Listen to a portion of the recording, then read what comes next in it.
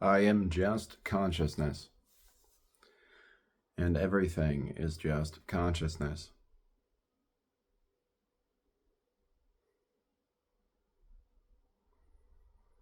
That's just a truth that I become more and more deeply acquainted with as time goes on. It's always sounded nice. It's always been something that I thought would be cool to experience. But experiencing it when you actually do, it's maybe cool isn't the word for it because it just feels very normal and it feels very obvious.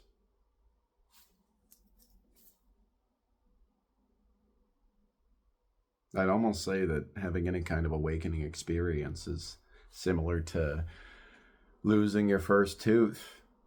You know, you hear about how it's possible as a little kid, and when you start feeling one of yours is wiggly, you start anticipating what's it going to feel like. Oh my gosh, this is going to be so strange. I'm actually going to be a person who's had lost a tooth fairly soon. And then it happens, and yeah, it's the process of that difference occurring for you. It's a new experience. But then it's just normal pretty quickly, like everything else. It's just normal, but normal doesn't mean that it's not cool. It just means it's not out there.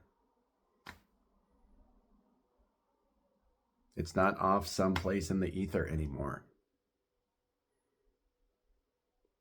And to the extent that it is magical to have a realization, it's as magical as the magic that's already there before you that we don't appreciate because it's just a part of living. Existence is magical in the first place.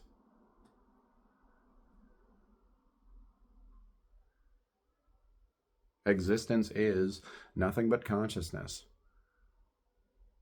And within existence, within this infinite wave of consciousness that we inhabit, there's just different parts of it that have different, whatever you want to call it, wavelengths, densities,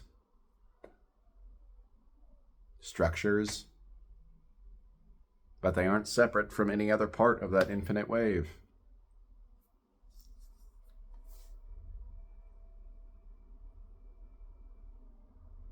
Or the way that people often think about it is that there's just varying waves on one great sea of consciousness.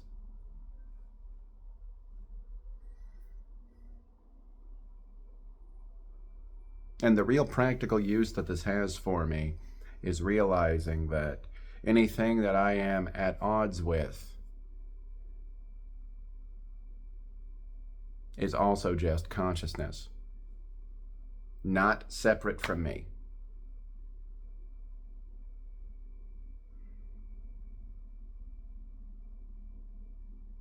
So I can't be too at odds with anything because I am that. And anything that I aspire for, to a degree that makes me frustrated sometimes, that darn, I want that thing. I want to be like that person. I want to acquire that thing. Any way that anybody can possibly be, that is still just within consciousness. And so longing for it feels pretty silly because I already am it.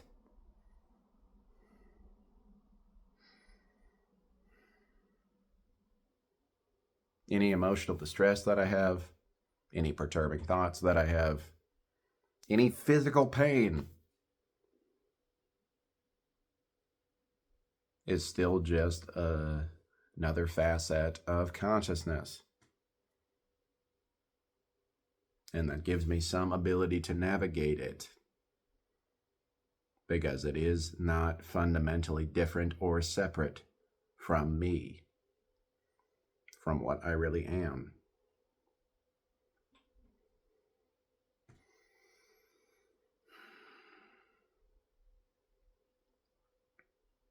There's a lot of cool things you can do with the system the more that you understand it.